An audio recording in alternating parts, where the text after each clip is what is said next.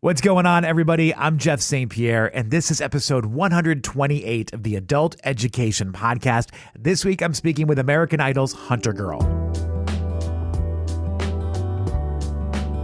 Thank you so much for checking out my show. If this is your first time joining the Adult Education Podcast, I genuinely hope that you like what you hear and that you stick around for future episodes. I'd really appreciate it if you would take a second to leave a 5-star rating on whatever platform you're using, and feel free to share the show with your friends. I always find that word of mouth is the best way to inspire new people to check it out.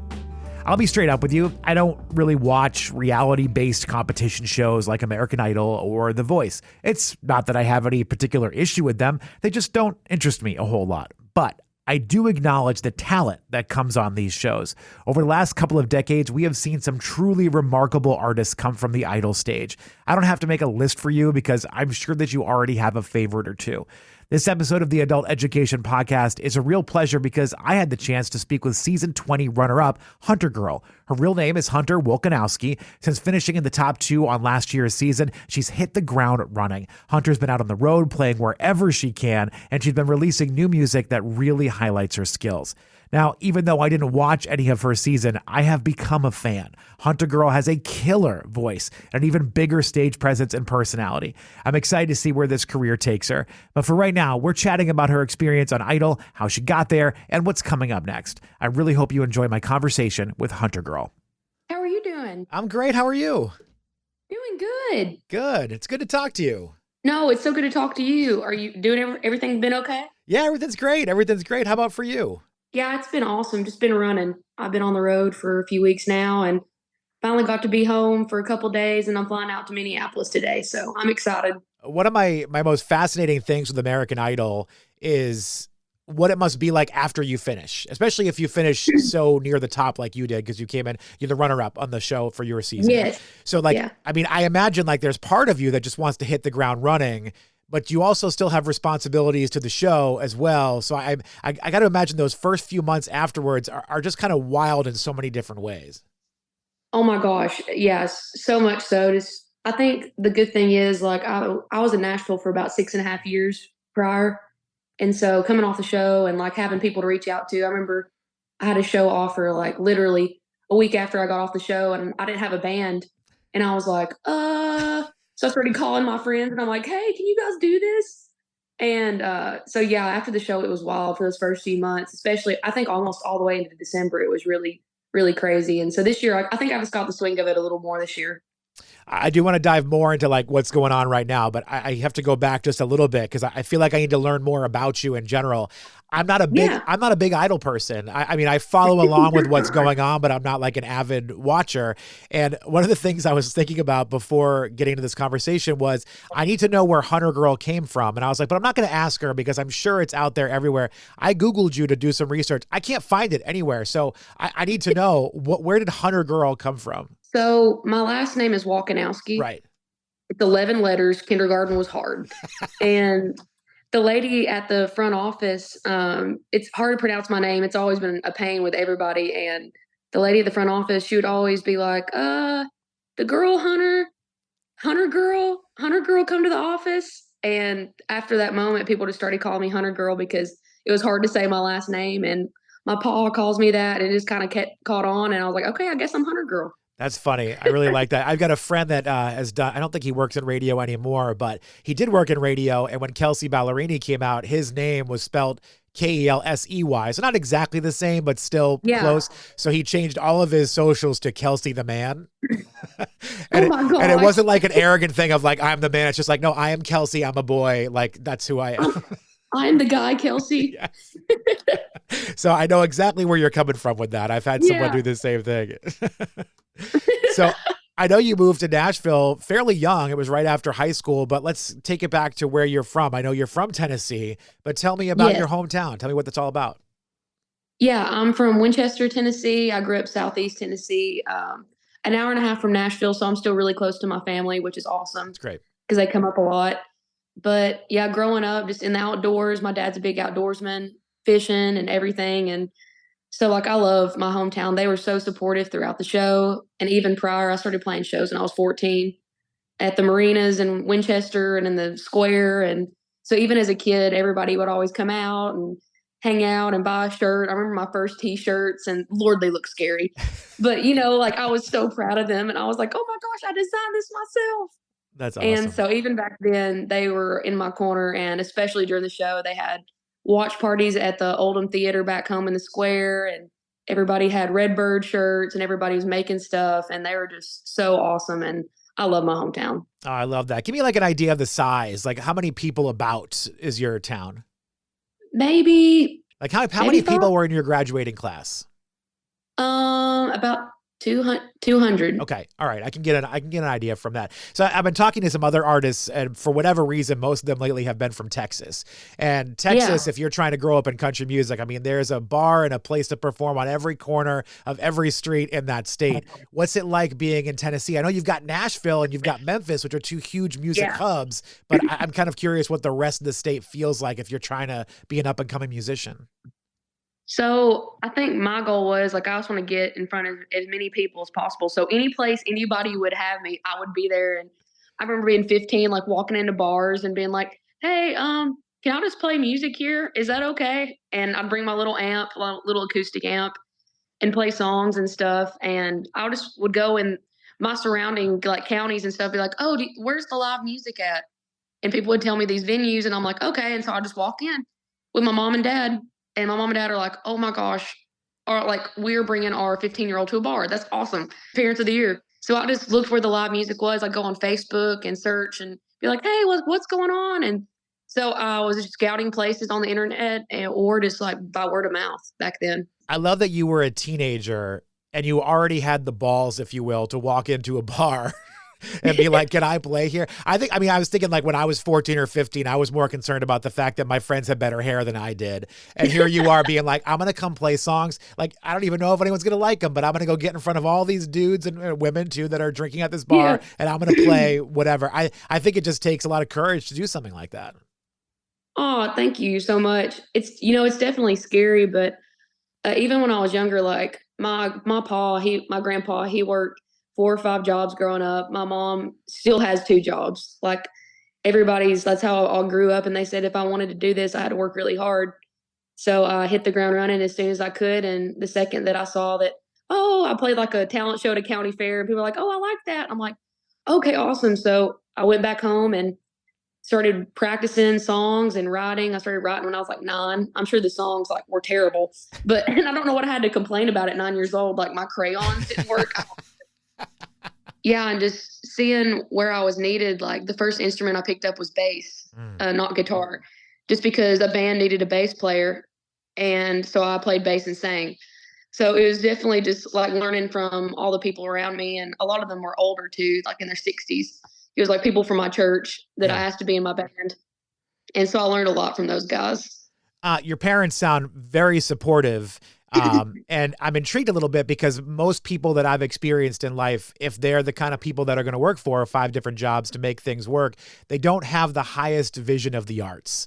So Yeah. I love the fact that they saw your passion and they were like, hey, look, this is going to be what she wants to do. We're going to let her put all of her effort into this basket. I think that's great. I think that's awesome that your parents saw that. My parents are awesome. Like I looked up to them whenever I was a kid, and like looking back, I'm like, oh my God, I couldn't imagine the faith and trust it took to like let your kid go after music and dare to fail. Honestly, I think there were so many people that told me like, hey, like nobody makes it in music. Like this isn't going to work out. Like, why are you doing this? And I was like, I'm going to make it work, and I'm going to figure it out, just because I saw my grandpa. I don't think he even graduated high school, and he made something of his life. And I watched my mom and my dad, and I was like, if they can do it, then I can do it, just in a different way. What was I know you started getting into music very young, but what was the moment that you knew that's it? I'm all in. This is going to be me. I'm pushing for this. I'm going to do music. That's my life.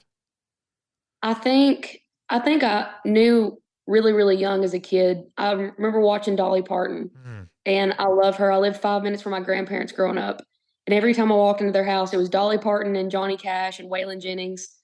And every Christmas, my nana would buy us Dollywood tickets to go see the lights.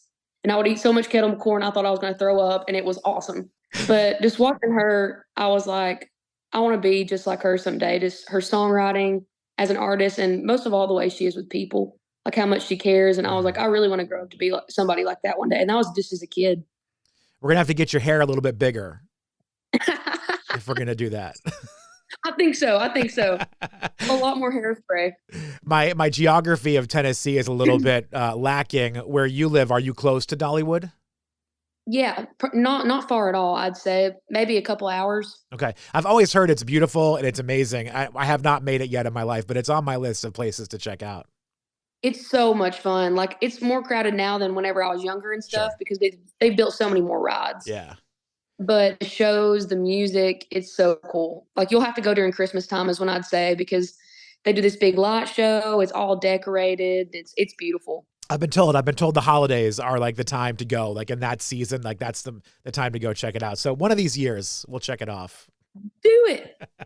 So you graduate high school and you move to Nashville right away, basically. And again, Yes. another huge kudos to your family for being able to say like, all right, we're gonna let our 18-year-old daughter go move to Nashville. Like, and I also imagine that's got to be difficult because you're gonna go play at bars, right? I mean, you're gonna go play places where you Yeah. literally can't even walk in anyway because you don't have an ID. So what was that whole Exactly. experience like? So moving to Nashville, I went to school, started school at MTSU in Murfreesboro, Tennessee, which is like probably 30 minutes from Nashville. And I think within a month of me being there, it was kind of like the right place, right time thing. I got an audition to sing at one of the bars to see if like like if I'd get a job or anything. And I remember singing a few songs that day, and the guy that owned it was like, "Hey, do you want to work today?" And I was like, okay. He was like, "Yep, you're on 2 to 6." I was like, "Okie dokie." And it's so funny down there because I was paying like $20 to park, and Mm. maybe I think back then I was getting like $40 to play. So I knew I'd have $20 in my pocket when I left, and so I was playing 7 days a week, four to I would say more on the 8 hours a day at that point. Like I'd go to school in the mornings and then play at night. And then I'd call my mom. I remember vividly calling my mom every single night walking back to my car because she needed to know I made it safe. So I do not know what kind of coffee I was drinking back then, but I would love it again. I would love it because I don't even know. I was living off life back then. Well, as you should. I mean, you're just out of high school. You're starting the college experience. You found your passion. I mean, I'm sure a lot of adrenaline was driving you through all of that. Yeah, I think so. It was just so much fun, and I learned so much being down there, honestly, because like the sound system would like crash, and I learned how to do sound, and like the lights would go out, and be like, okay, I know where the duct tape is. It's like I learned every part of music while being down there, just because I was 18, everybody was older than me, and I'm like, I just have to learn from everybody, and I just kind of watch people. And there was this one guy I was always on stage with, and he was so good at harmony. And and I never done anything like that. He started teaching me, and I think any advice that I'd give to anybody in music is just to be around people and be around people that are way better than you, and learn from them because it just helped me so much as a kid. I'm always surprised in country music that we don't hear about more people that played sort of the Broadway circuit that have broken Yeah, through, because I feel like in the time that I've gone, if you can win a crowd at say Rippies or Tootsies or whatever, if you can win yeah, a crowd there, you can win a crowd anywhere. yeah. I think being down there, it taught me how to be a performer. Mm. Just because you're with a drinking crowd, or like whenever I was playing, it was kind of like in the mix. It wasn't like super late night a lot of the time, so it wasn't like we're like woo. But I've been in those crowds too, and it's like everybody is ADD all at once because everybody's like drinking. They're like, I don't know what's going on, and Yeah. so you just have to learn how to like command a crowd in a way. And so being down there, it really like puts you in the frying pan. It's like if you cannot step up to the plate, then there's so many people that want to play. So it's definitely scary being young and doing that. But I think being on Broadway is one of the best things I ever did for myself. I loved it. I always think like people that are coming into the bars are not necessarily coming to see you. Like they're coming to see some music, have a drink, Yeah. enjoy. But like, so if you can win them over when they're not really there to see you in particular, I mean, you've got it. Like that's the it factor that people need to win a crowd over right there. Oh, thank you. And like that's so true because everybody's coming there just to enjoy Nashville, Yeah. and like I'm like nobody knows who I am. They don't especially if you're singing one of your songs. It's like because it's not something they've heard before, and so it was always really special when I'd play like a song of mine if somebody would request a song of mine, because I'd be like, oh my gosh, like you want to hear my music? And it's just so awesome when people like come to Nashville and they want to hear the songs of the artists that are not known yet. And I'll never forget somebody coming up to me and be like, I want to listen to what you're writing. And so it just made me smile whenever I was 18. That's awesome. I love to hear that.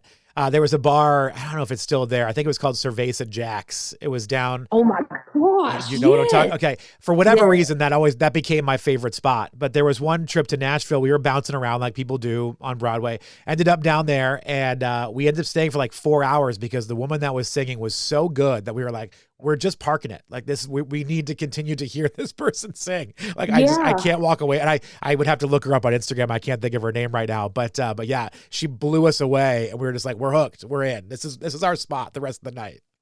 That is awesome. Yeah, Cerveza Jack's is great, and they have some really great people that play there. Yeah, I've always found to be very lucky when I walked in there to have some good talent, but a lot of places do. So it's always a great spot to be. So you finished school. How old were you when you tried out for Idol? So funny story. Yeah. I auditioned for Idol like probably 4 times. All right. I was going to before ask you if this got was your first try or if you had tried before. Okay. This is not my first rodeo. I do not give up easy. So I auditioned probably 4 times, and like I auditioned for other shows as well when I was younger. But it was kind of funny how this all kind of worked out. Somebody that I'd met was like, "Hey, like you should do the show this year," and like sent me like the links and stuff. And I was like, "I'm going to think about it." Like I'm still trying to figure out what to do, you know, because we're coming off of 2020, and Sure. I got back to Nashville, and I was like, "What am I going to do?" Because you know every plan you could ever have fell through during that, and so I was like just trying to figure out everything again. And so they sent me that, and then I was like, "I'm going to think about it." And it was literally the next night I was playing at a bar probably 10 minutes from the apartment. And it's like nobody's ever there. Nobody like, and if they are, they do not care. And I'm like carrying my speakers on my back, and it's like right next to it, like a Bath and Body Works. You know what I mean? Like you get the full picture. Sure. And I was sitting there playing, and at the end of the show, a girl comes up to me and she was like, "Hey, I used to be a producer on American Idol, and I think you should audition this year." And I was like, okay, twice in 2 days. God, I get the sign. I'm just going to give it a try and see what happens. And because of that moment and her, I was like, I'm just going to do it. And the rest is history. And it completely changed my life 360. I've always wondered, you know, I'm sure there are people that audition many times to go on Idol or whatever show. And I've always wondered if that would help or hurt someone, you know, like if you're walking in for audition number 2 and they're like, oh, this person again, they're back at like, I've always wondered how that would work. So I'm glad to see, or glad to hear that it worked out for you. Like auditioning more than once, it kept you in their mind, and they were like, we want her back. We want her to be a part of this. Well, it was so funny because I auditioned when I was like 16, 17, 18, and I think 20.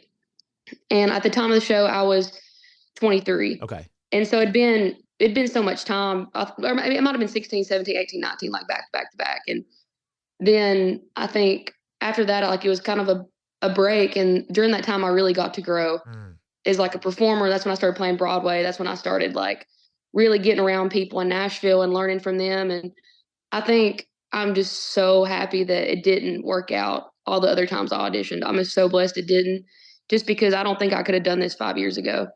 Like doing the show, I don't think I would have been ready. And I'm so glad that it's honestly like the perfect timing thing.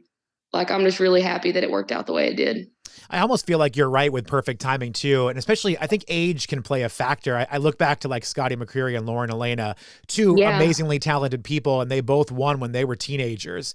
And it took time. Like neither one of them came out of that, you know, just started going really fast. Like it took time for them to both grow and find their sound and figure out who they are.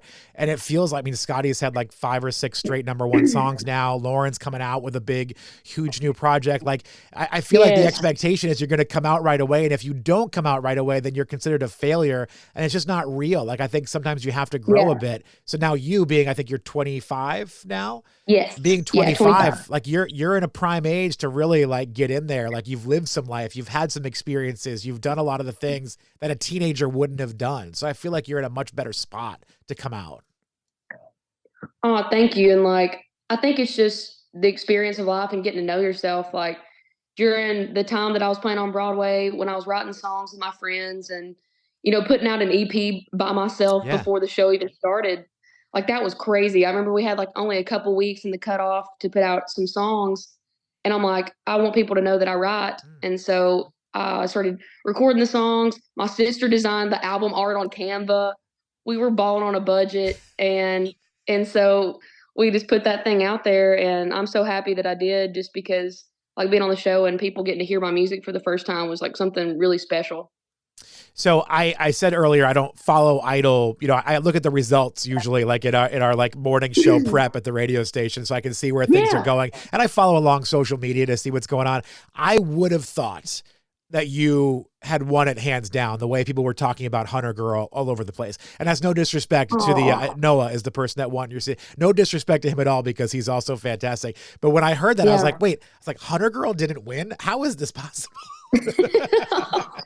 Oh Lord, it is okay. I was so proud of Noah, honestly. Like just coming into this and he didn't even sign himself up and he just did such a good job and throughout the entire thing. And I was just really proud of him at the end. And everything worked out the way it was supposed to. Like getting shows after the show started and working on new music. And I have like singles I'm working on. And like I'm living the life that I've wanted since I was a kid. And so, however it all shook out, like it is okay. And I'm just pumped. Like I wouldn't be talking to you this morning if all this stuff hadn't happened. You know what I mean? So Yeah. I just enjoy getting to be here in the moment. Well, I appreciate that little ego boost for me, but it is a pleasure to talk to you about this. When did your season end? Was it about a year ago?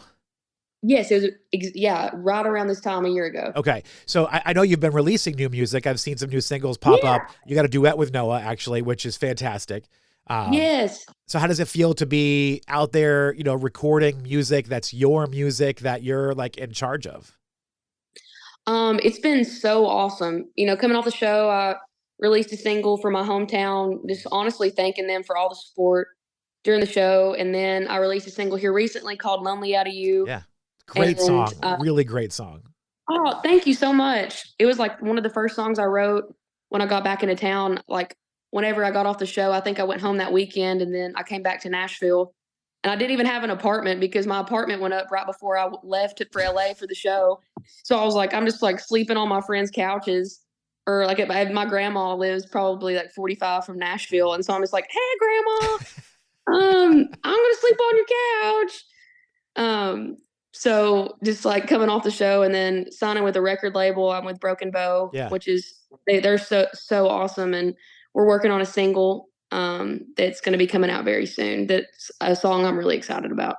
One thing I love about Lonely Out of You in particular is how do I word this? I feel like a lot of Idol people come off Idol and there's just this push from the record label or whatever to get a song out. Like just move quick. And I feel like as a music person, I feel like I can hear that the song sounds rushed. Like the production value isn't quite perfect. It just feels like it was forced out there. Sure. Lonely Out of You sounds big. It sounds important. It sounds very well done. Like you've got it. Like you found the sound with this song. Like I was like, this is HunterGirl. Like I feel like I know who you are from this song.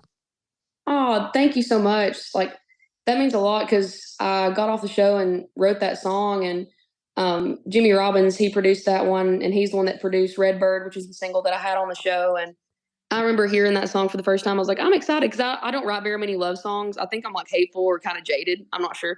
And so this was like my second one. I was really proud of myself. I got like a gold star for not being bitter that day. And so I was so excited to hear that song come out. A lot of work. What else besides recording? What else is life all about right now? I've seen on your Instagram you've been out doing some shows, places. I mean, you just touring where you can.